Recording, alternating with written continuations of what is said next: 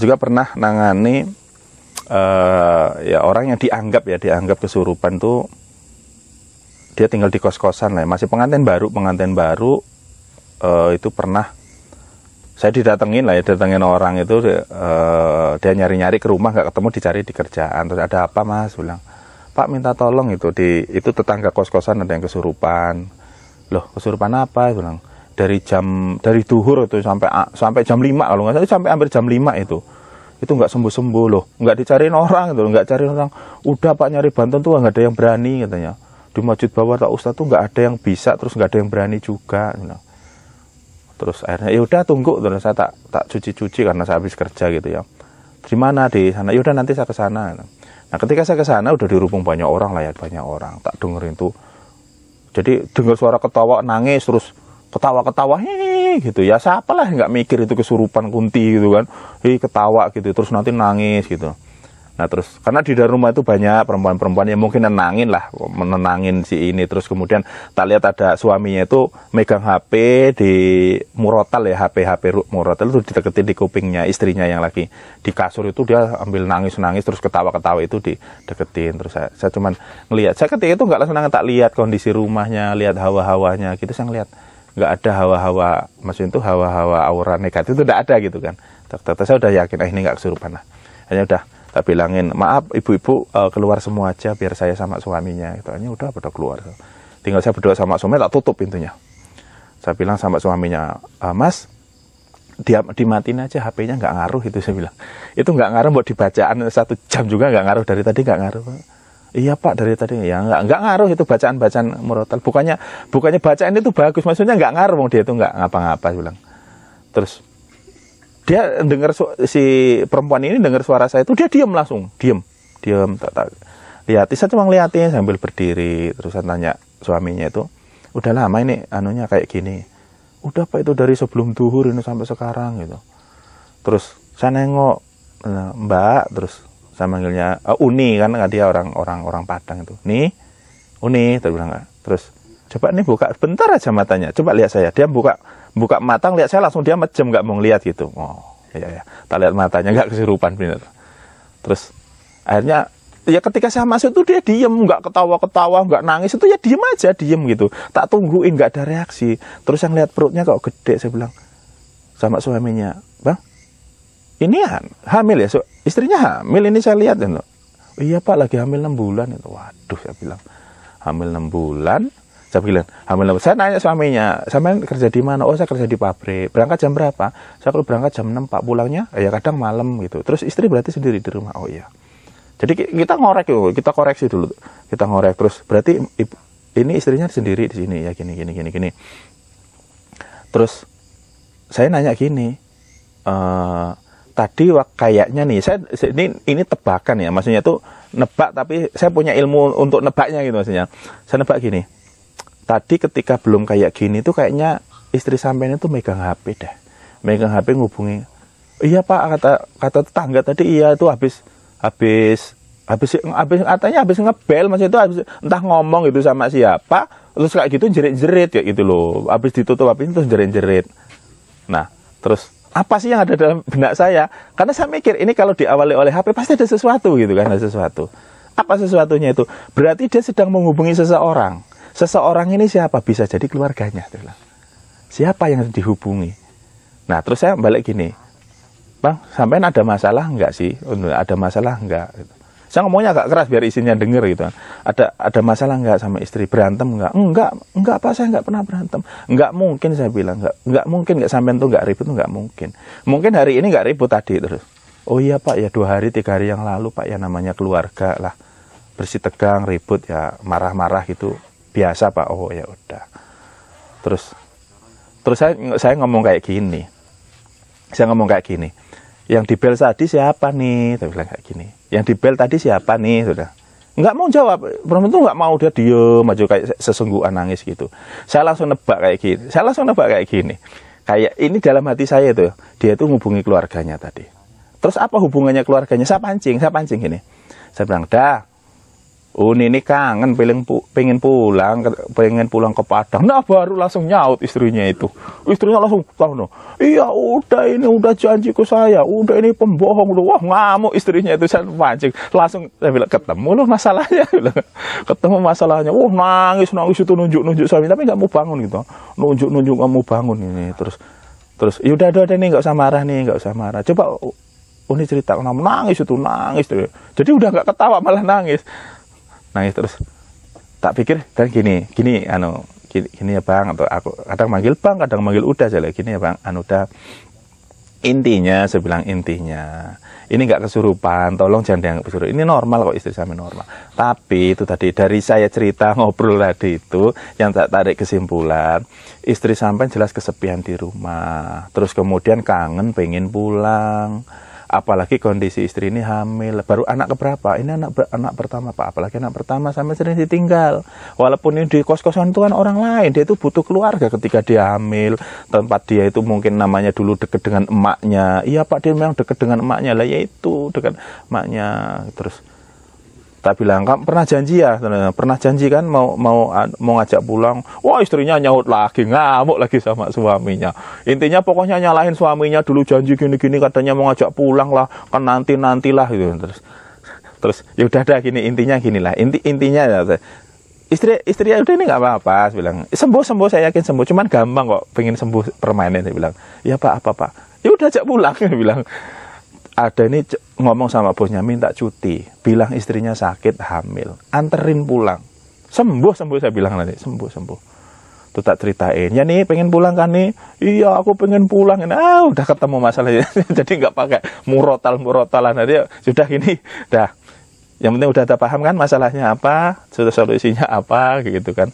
Terus udah nih bangun nih nggak usah kayak gitu, udah selesaiin bareng. Terus saya bilang nih kalau udahnya ini nanti nggak nyampe nepati janji, saya bikin sengsara. Udah ini saya bilang dah ingat loh, saya bilang saya itu bisa baca pikiran. Padahal saya nggak bisa gitu, saya itu harus ngeparin orang gitu dah, karena saya udah yakin dipercaya dipanggil kan, sudah dipanggil ke situ berarti orang percaya saya bilang dah saya lebih bisa nampak hati orang seperti apa. Saya tuh ngerti hatinya udah, mau ngomong tentang kerjaan saya ngerti dah, yang disimpan udah saya ngerti dah, padahal saya nggak ngerti, saya tuh ngetra. Makanya ada satu hal, ikuti omongan saya kalau pengen semua normal. Oh iya Pak, iya Pak, nanti saya ikuti. Saya pikir, iya ini kalau padahal nggak diikuti juga nggak apa-apa, juga kan. Cuma kan saya harus ngerti, artinya, ya itu harus sembuhnya itu. Nah itu kan urusan mental, istilahnya bukan urusan kesurupan, urusan mental. Hanya sudah saya tinggal sebenarnya udah ngobrol yang banyak. Terus akhirnya tak tuh saya pamit ya pulang, udah selesaiin aja, udah nggak usah ini, biasa aja, rileks aja.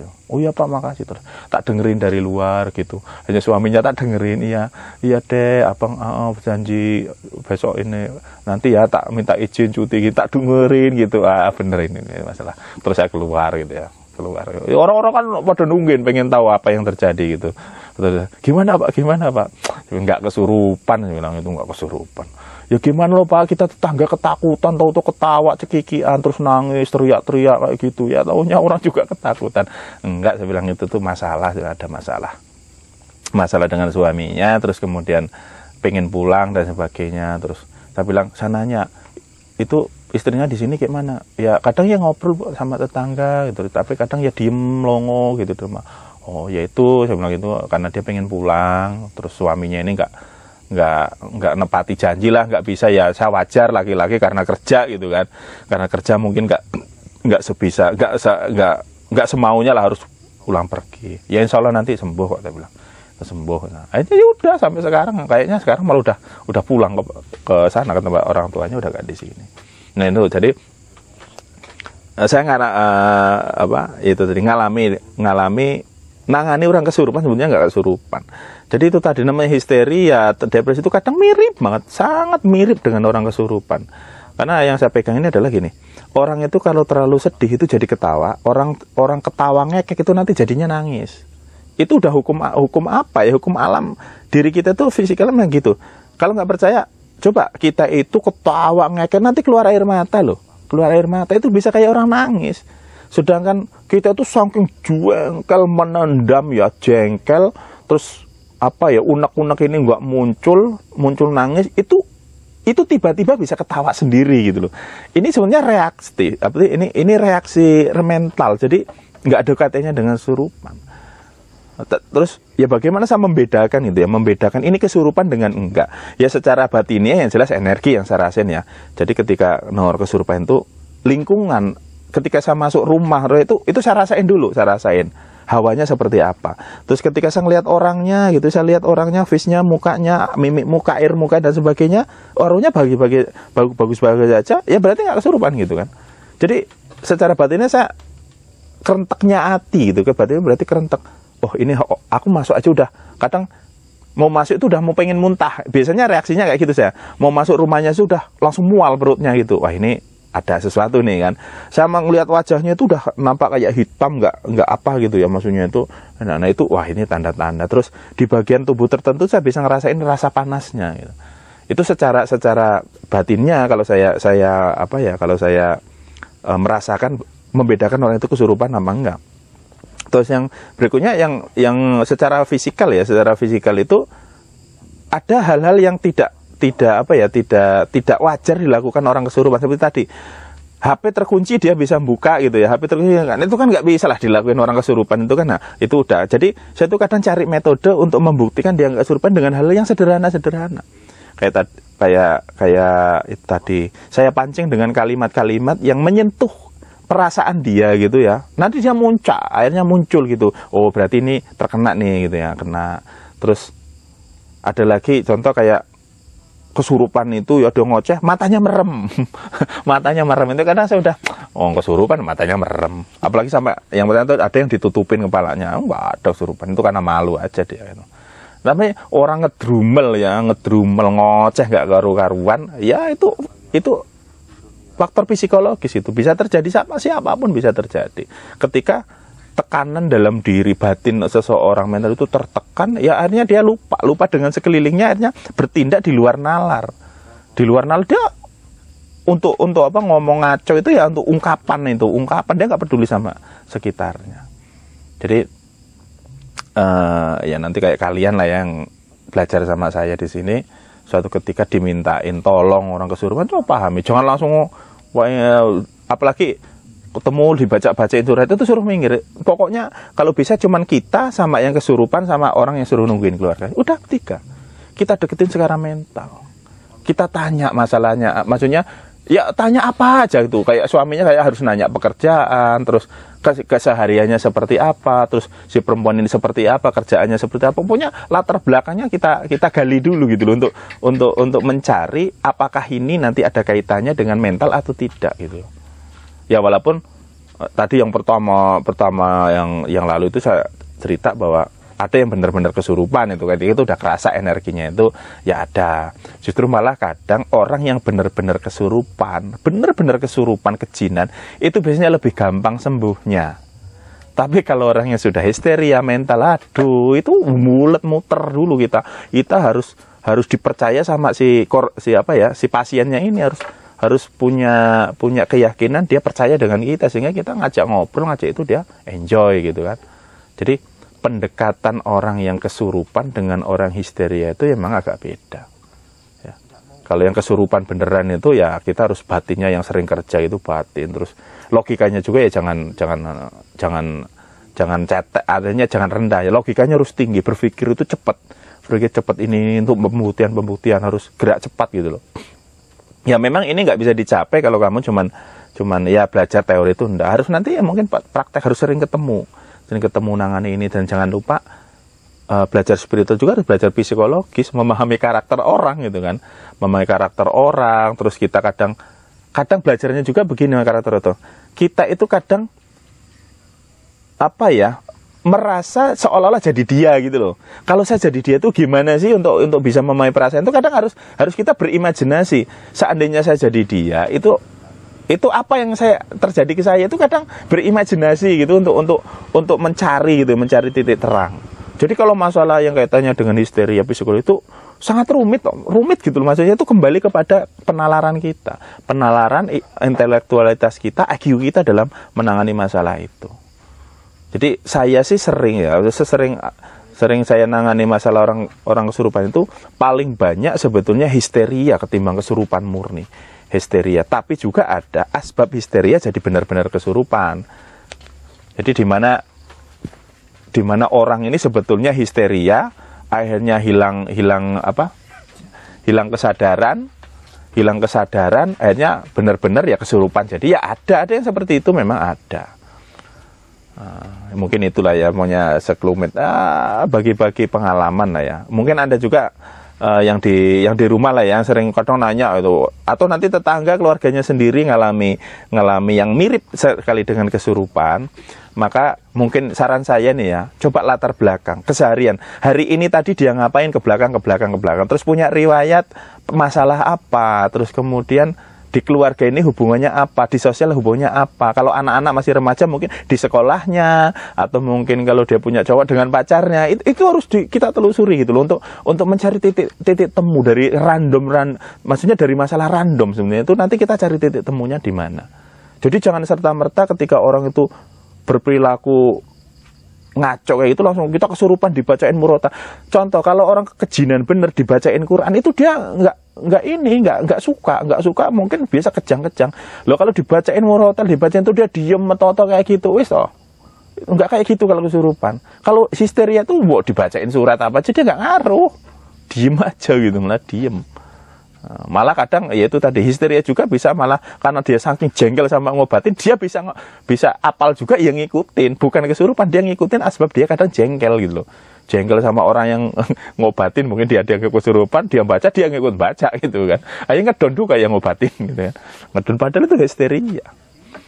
Jadi ya lika-liku lah ya memandang masalah histeria dengan apa ya, kesurupan itu ya 11-12 ya, karena itu sesuatu yang sifatnya itu nggak kelihatan. Kita hanya melihat secara fisikal, pergerakan dia ngaco, terus kemudian lost control gitu kan. Antara orang histeria dengan itu kan sama, lost controlnya itu sama. Tapi kalau kita paham sering nangan itu, dari gerak-geriknya kita bisa ngambil kesimpulan cepat kok. Oh ini nggak kesurupan, oh ini kesurupan itu.